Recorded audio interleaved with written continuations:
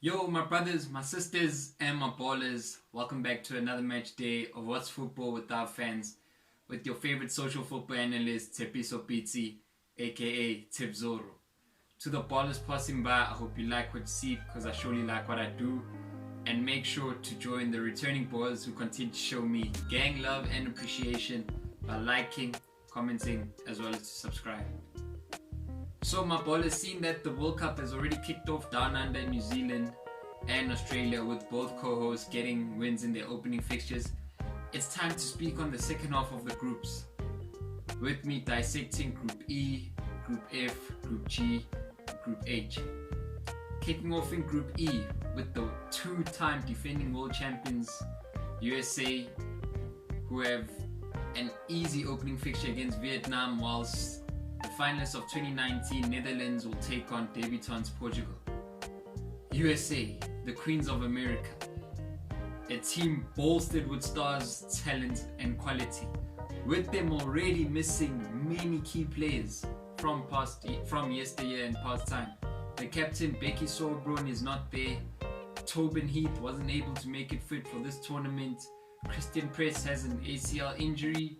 Sam Lewis is also missing in this tournament, as well as Mallory Swanson, who's one of the new stars who featured in the 2019 tournament but was having basically the best 12 months of her life going into March before the injury that she sustained in the She Believes Cup. But in saying that, it feels like they're not missing anyone, not to even forget and mention Catarina Macario, who basically missed the whole season for Lyon through ACL injury. She is not even there. And we definitely know she would have been there. Mary Sonson would have been there. Becky Sauerbrunn would have been there as the captain. Probably Tobin Heath. And I think Sam Lewis as well. Christian Press was the questionable one, as there's many new hot talents in the youth. But in saying that, they can still call on the services of Crystal Dunn and O'Hara in the backline, who have been there and done it for many years. Megan Rapinoe is still a talent who will be playing in her last World Cup as she retire after the end of the current NWSL season. And now, with there being a bunch of new talent and so many experienced figures injured, it feels like Rosie Lavelle, Christy Mewis, Sullivan, who definitely is an experienced player and a veteran, but Rosie Lavelle, Christy Mewis and Lindsay Horan now feel like senior players in the squad, with it being their second appearance at the World Cup.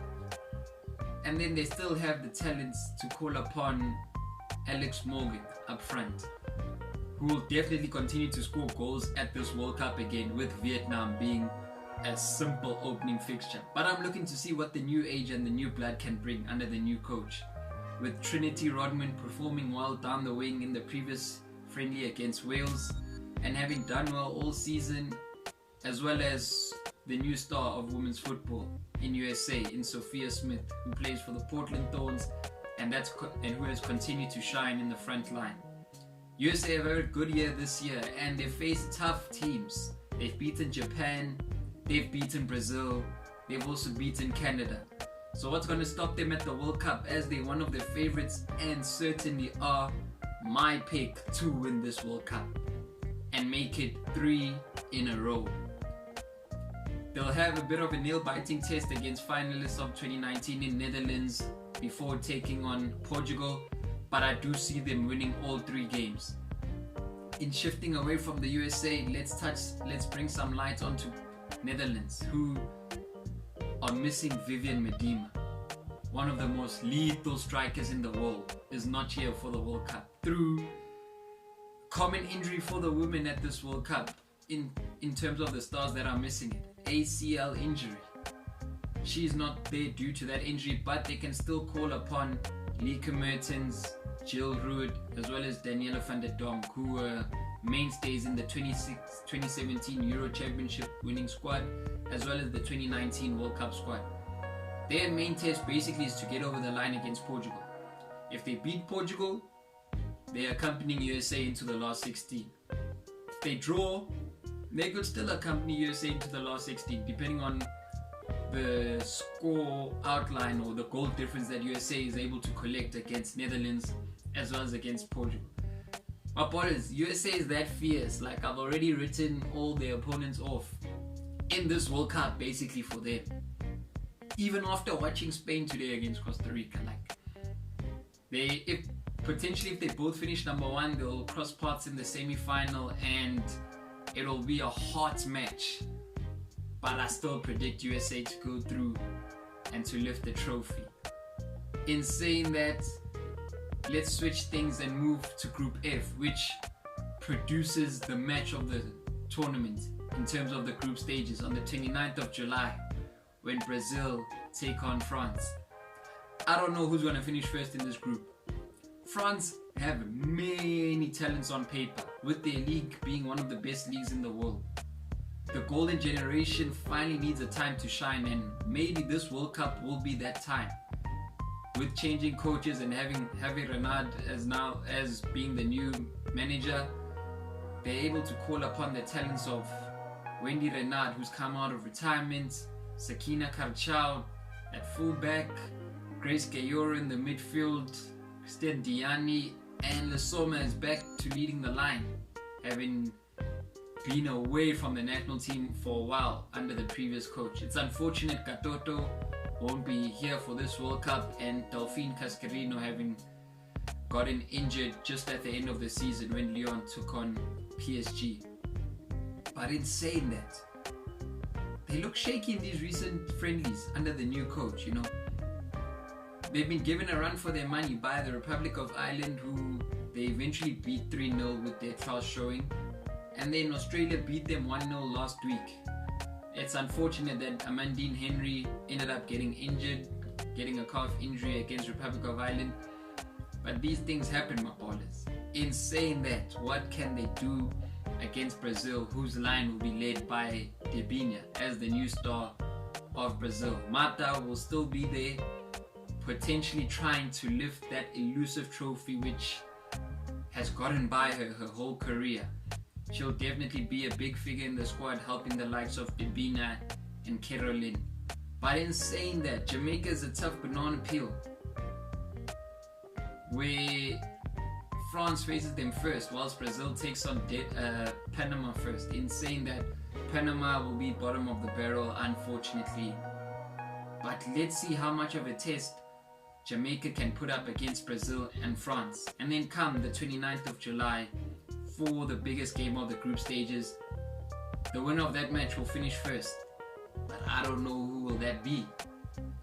And in saying I don't know who will that be, there's something that I feel I do know happening in Group G, with Banyana Banyana featuring in that group as the African champions, with their opening match being up against the world number 3 in Sweden before taking on Argentina and then facing Italy. My ballers, this group has it all written for Sweden and Italy to probably go through, with them being ranked far higher than Banyana Banyana. But when it comes to the World Cup, in my opinion, rankings really don't matter. Desiree Ellis Chargers can definitely put up a great test against Italy, who'll be trying to turn things around after having a dismal display at last year's Euros, having done well at the 2019 World Cup in France. They're going to want to change things, you know, and they'll put up a great test against Sweden as well as against Argentina. Sweden are expected to go through as top of the group, as it's the last chance for their golden generation, with them aging now, having lost in the 2021 Olympics final to Canada before losing last year in the Euro 2022 semi-finals to England. This is now their chance to get over that line. South Africa is going to give them a good test indeed in their opening match.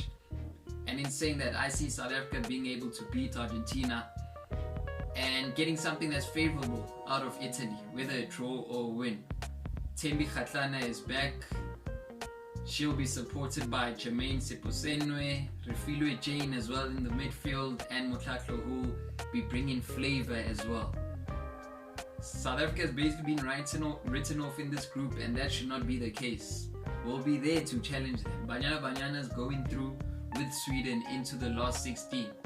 And last but not least, Group G, with another pair of favorites in Germany and Colombia, who are looked at as a dark horse and who have continued to come up the rankings over previous years, with their women's football improving and now actually posting a good challenge for Brazil in South America.